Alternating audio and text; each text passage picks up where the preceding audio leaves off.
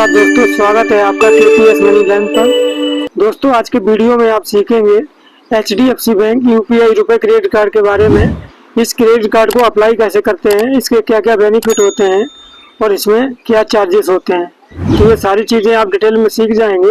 इस वीडियो को आप लास्ट तक देखते रहिए और अगर वीडियो अच्छा लगे तो वीडियो को लाइक कीजिएगा और चैनल पहली बार आए तो चैनल को सब्सक्राइब कीजिएगा।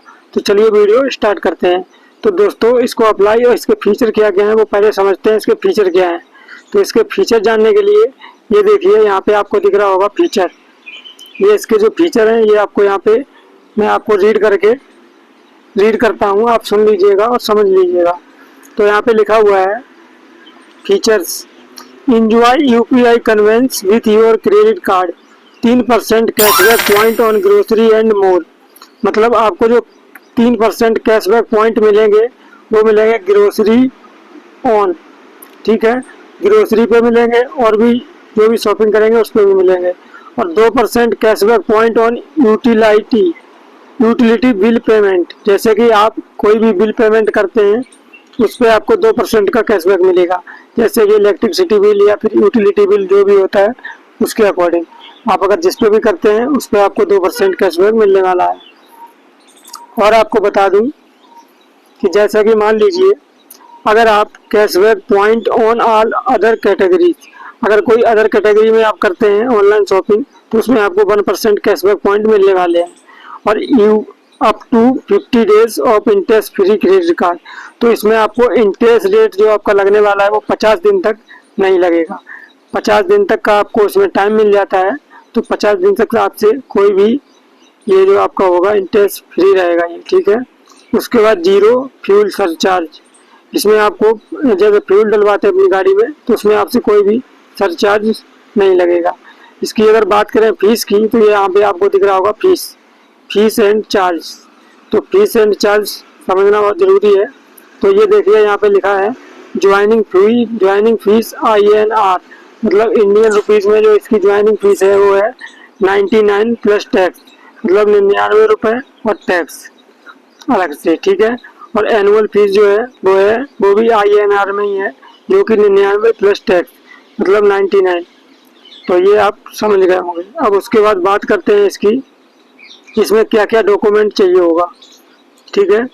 तो ये देखिए यहाँ पे आपकी एलिजिबिलिटी के अनुसार मैं बता देता हूँ आपको इसमें क्या क्या देना पड़ेगा और क्या क्या आपके पास होना चाहिए इसके अप्लाई करने के लिए।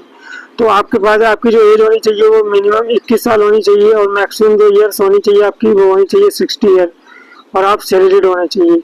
और अगर आप सेल्फ एम्प्लॉय हैं तो आपकी एज मिनिमम 21 होनी चाहिए और मैक्सिमम 65 होनी चाहिए सेल्फ एम्प्लॉय के लिए, और सैलरीड के लिए 21 to 60 ईयर। उसके बाद इनकम, बात करें इनकम की तो आपकी इनकम 20,000 मंथ सैलरीड होनी चाहिए। और अगर सेल्फ एम्प्लॉय की बात करें तो उसकी 6 लाख मतलब 1 साल में होनी चाहिए सेल्फ एम्प्लॉय की, ठीक है। तो आप देख सकते हैं अपने according. Customer type new to bank NTB only.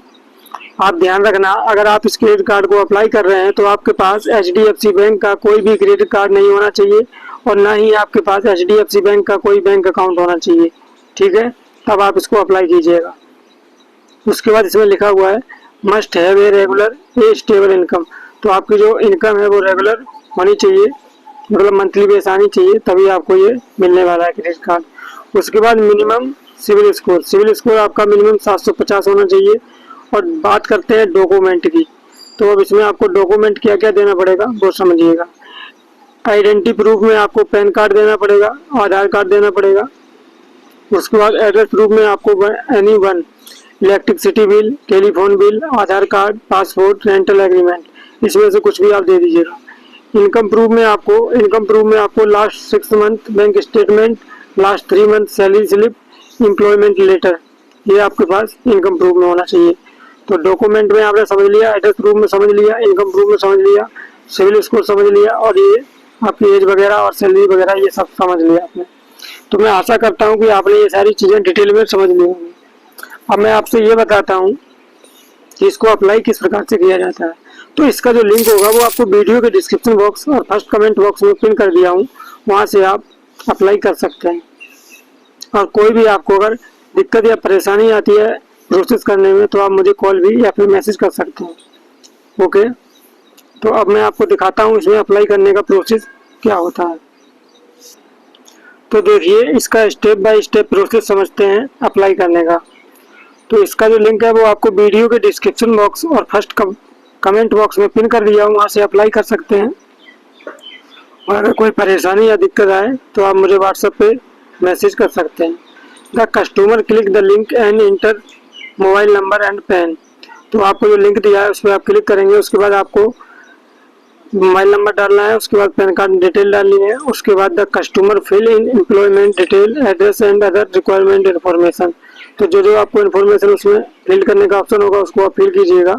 उसके बाद customer select the preference credit card, उसमें आपको जो क्रेडिट कार्ड होगा वो आप चूज कर लीजिए, आपको कौन सा चाहिए उस अपने अकॉर्डिंग। उसके बाद inter and confirm residential address, जो आपका रेसिडेंटल एड्रेस उसको कंफर्म कीजिएगा। Use OTP based Aadhaar verification for video KYC. तो जो आपका यूज ओटीपी करने के बाद best Aadhaar verification for video KYC, तो आपका वीडियो केवाईसी होगा आधार के थ्रू, वो भी आप कंप्लीट कर लीजिएगा। Complete video KYC, click proceed and agent will assist the customer in complete the video KYC. तो जो आपको वीडियो केवाईसी का कंप्लीट वो करना पड़ेगा, उसको आपको एजेंट असिस्ट हो जाएगा, उसी के थ्रू आपकी वीडियो केवाईसी हो जाएगी।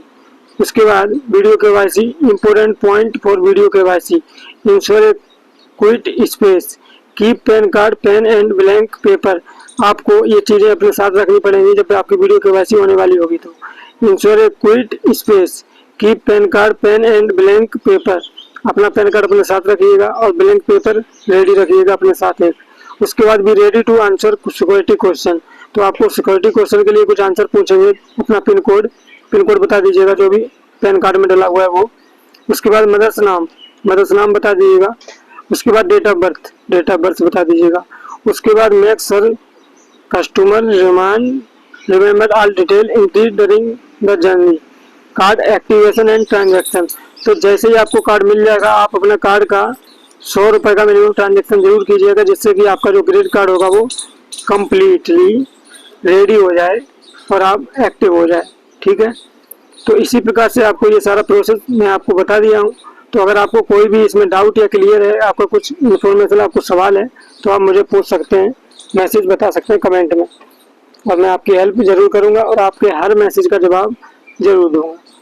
तो आप अगर KPS मनी लर्न पर पहली बार आए तो इसको सब्सक्राइब जरूर कीजिएगा और बेल आइकन दबाना ना भूलिए। तो चलिए मिलते हैं अगले वीडियो में, तब तक के लिए बाय बाय। जय हिंद, जय भारत।